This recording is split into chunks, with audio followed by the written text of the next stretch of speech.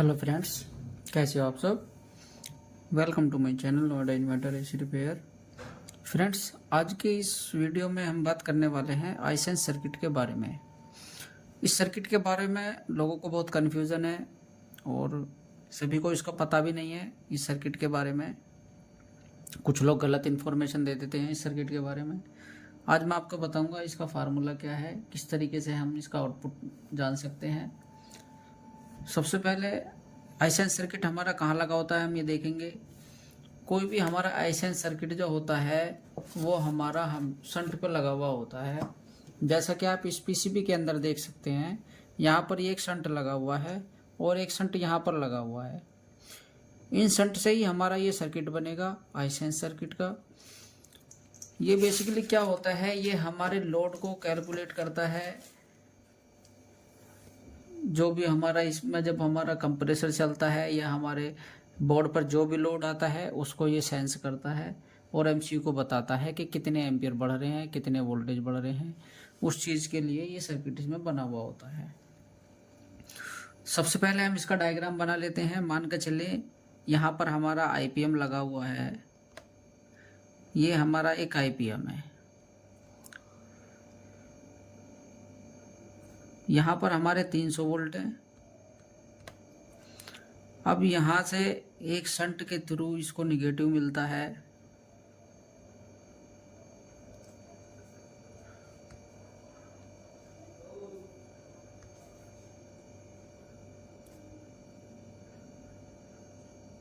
ये हमारा शंट हो गया और ये हमारा यहाँ पर ग्राउंड हो गया।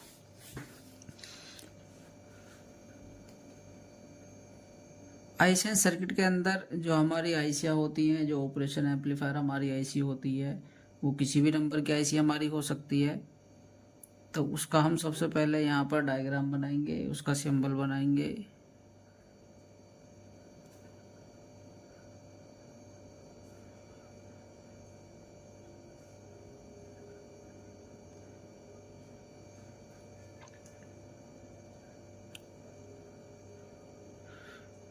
ये हमारा इसका आईसी का सिंबल है।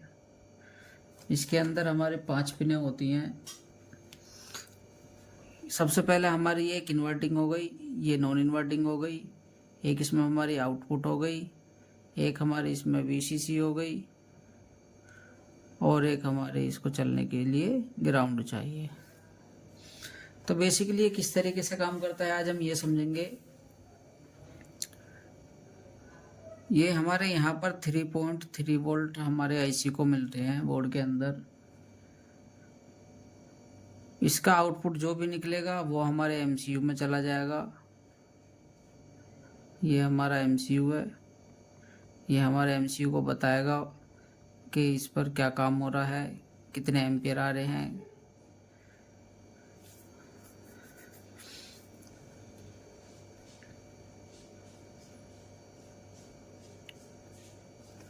इस सर्किट की एक सबसे बड़ी मैं आपको पहचान बता दूं। कुछ लोगों का कन्फ्यूजन होता है कि कंपैरेटर आईसी में और ऑपरेशनल एम्पलीफायर आईसी में क्या फ़र्क होता है। इसमें फ़र्क ये होता है कि इसमें हमारी एक रजिस्टर फीडबैक लगी होती है आउटपुट से। फीडबैक के लिए इसमें एक हमारी जो इन्वर्टिंग पिन होती है, इस पर ये हमारी फीडबैक गई हुई होती है। इन्वर्टिंग, ये हमारी नॉन इन्वर्टिंग है। ये मैंने इस पे लिख दिया जो आपको याद रहे।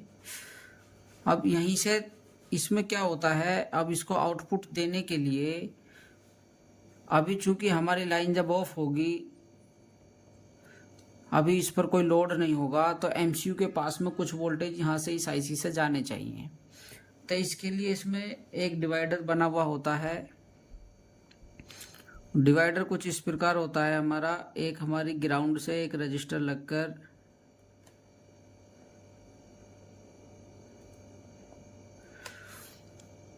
अब हमारी इसमें जो भी हमारा ऑपरेशन एम्पलीफायर हमारी आईसी के अंदर इसमें यूज होगा, हमारे बोर्ड के अंदर यूज होगा, पीसीबी के अंदर जितने भी एयर कंडीशनर के हमारे इन्वर्टर के पीसीबी हैं, इनके अंदर जो भी हमारा डिवाइडर बना हुआ होगा वो हमारा नॉन इन्वर्टिंग पिन पर होगा।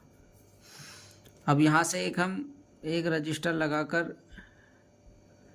एक हम यहाँ पर दे देते हैं। अब ये हमारा यहाँ पर हो गया डिवाइडर पॉइंट। अब हमें पता है VCC पिन हमारी जो होती है वहाँ से जो रजिस्टर डिवाइडर के लिए होगी वो हमारी R1 होगी, जो ग्राउंड से लगी हुई होगी वो हमारी R2 होगी। इतना तो आप सभी जानते हैं। अब ये भी हमारी R2 रजिस्टर, अभी हम इसको मान लेते हैं, चूँकि ये अभी R2 ही मानी जाएगी, ये भी ग्राउंड से लगी हुई है।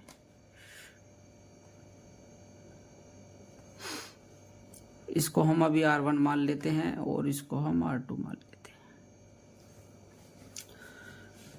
ये हमारा बेसिकली जो भी हमारा PCB होगा उसके अंदर जो शंट से मिलके जो आईसेंस के लिए सर्किट बना हुआ होता है वो यही होगा। यही आपको देखने के लिए मिलेगा। कुछ डिफरेंट तरीके और भी हो सकते हैं, अलग अलग कंपनियां अपने हिसाब से कुछ और बना सकती हैं, थोड़ा बहुत हेरफेर करके। तो अब हम इनका रजिस्टरों का मान देखते हैं कितना कितना है। ये हमारे यहाँ पर एक 5.6 K की रजिस्टर यहाँ पर लगी हुई है,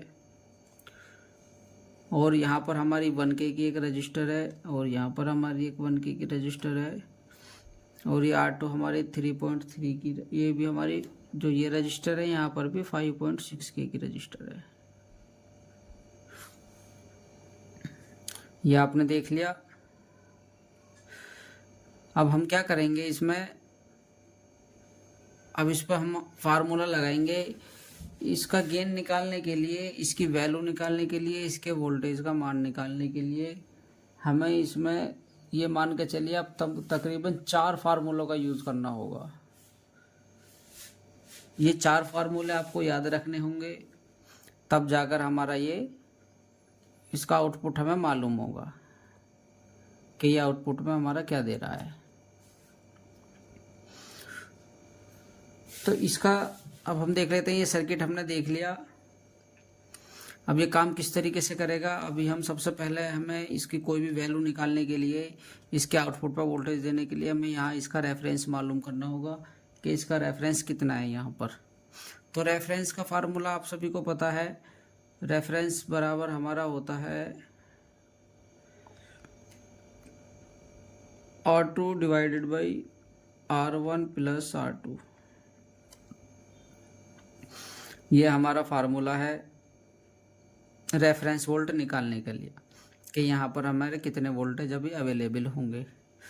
तो रेफरेंस वोल्ट का फार्मूला, एक फार्मूला ये होगा रेफरेंस का निकालने के लिए हमें यहाँ पर चाहिए, चूँकि हमारे यहाँ पर 2 रजिस्टर ग्राउंड से लगी हुई हैं, एक ये 1 K की है और ये 5.6 K की रजिस्टर है हमारी।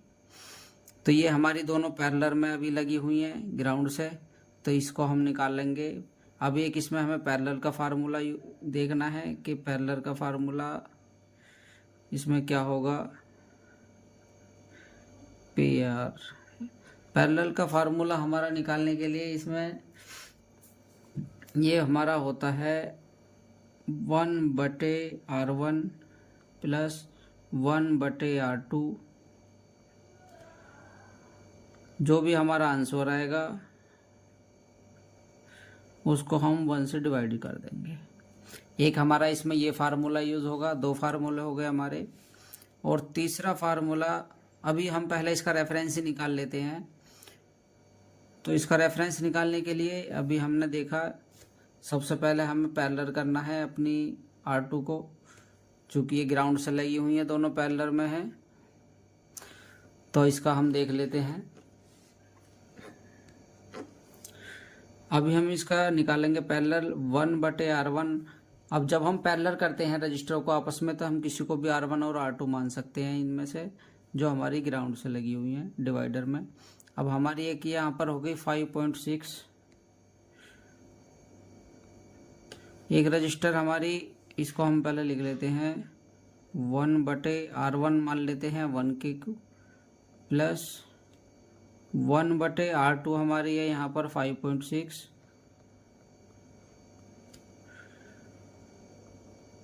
जो भी हमारा आंसर आएगा उसे हम 1 से डिवाइड कर देंगे, हमारा बराबर आ जाएगा। अब इसको देख लेते हैं किस तरीके से ये हमारा आएगा। 1 बटे R1 हमारी कितनी है यहाँ पर 1 बटे 1 कर देते हैं इसको, प्लस 1 डिवाइडेड बाई 5.6। तो यहाँ पर हमारा आंसर आया अभी ये 1.178, ये हमारा आंसर आया यहाँ पर। अभी हम इसको 1 से डिवाइड कर देंगे, 1 बटे 1.178,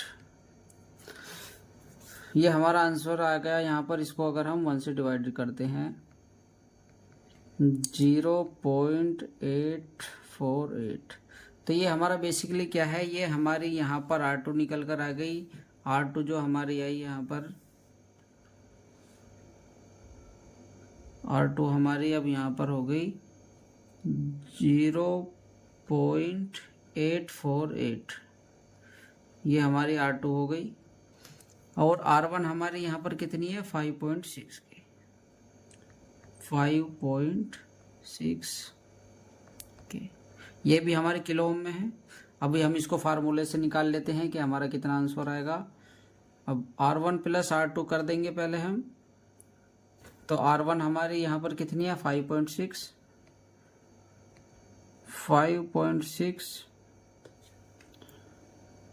प्लस 0.848, तो हमारा आंसर यहाँ पर आता है 6.448, ये हमारा यहाँ पर आंसर आ गया।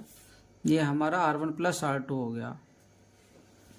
अब R2 हमारी कितनी है यहाँ पर 0.848 divided by R1 plus R2, R1 plus R2 हमारी कितनी आई थी 6.448। इसको हम मल्टीप्लाई कर देंगे वीन, जो हमारा वीन है, ये हमारा फार्मूले में यहाँ पर वीन भी लगेगा, इसको मल्टीप्लाई कर देंगे 3.3 से।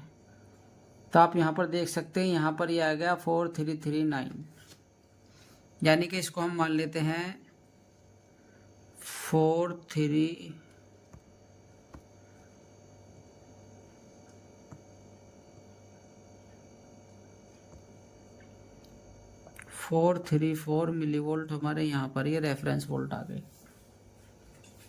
इतना आपने देख लिया। अब हमारे यहाँ पर रेफरेंस वोल्ट हमारे निकल गए हैं।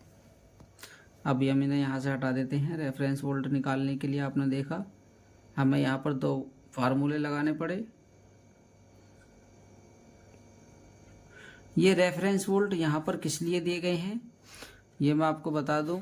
ये जो रेफरेंस वोल्ट है यहाँ पर ये इसलिए है क्योंकि जब नो लोड कंडीशन होगी, जब हमारा रनिंग पे कुछ नहीं होगा, जब हमारा बोर्ड ऑन होगा लेकिन कंप्रेसर ऑफ होगा, तो उस टाइम पे इसको कुछ एमसीयू को बताने के लिए कि आउटपुट में क्या है उसको बताने के लिए यहाँ पर, इसके लिए यहाँ पर ये डिवाइडर का इस्तेमाल किया गया है। इसके हमारी नॉन इन्वर्टिंग पिन पर यहाँ पर ये डिवाइडर के थ्रू हमारे कुछ वोल्ट इन्होंने यहाँ पर फिक्स करके दे दिए ताकि हमारे आउटपुट में हमें वोल्टेज मिल जाए। ये आपने देख लिया। अब हमारे यहाँ पर 434 मिलीवोल्ट आ गए हैं। अब हम देखेंगे कि हमारा आउटपुट का इसका फार्मूला क्या है कि इसके वोल्टेज कहाँ पर कितने अब ये निकलेंगे। तो इसका आउटपुट का फार्मूला है रेफरेंस आउटपुट बराबर रेफरेंस वोल्ट मल्टीप्लाई करेंगे R1 बटे R2 प्लस रेफरेंस वोल्ट। ये हमारा फार्मूला है इसका आउटपुट का। हमें जो यहाँ पर आउटपुट जो भी मिलेगा उसका फार्मूला हमारा यही है। अब इसमें क्या होगा, अब हमने 3 इसमें रजिस्टरें पहले अपने यूज़ कर चुके हैं हम। एक तो हमने ये वाली रजिस्टर यूज़ कर ली, एक हमने ये वाली रजिस्टर यूज़ कर ली और हमने एक ये वाली रजिस्टर। अभी तक हम इन तीनों को कैलकुलेट कर चुके हैं। अभी हमारे यहाँ पर बची ये 2 रजिस्टर यहाँ पर बची हुई हैं हमारी। अब हम इसको इस फार्मूले के हिसाब से देख लेते हैं कैसे निकलेगा ये, इसका मान कितना आता है। अब ये हमारा फार्मूला है, कैलकुलेटर हम अपना ले लेते हैं।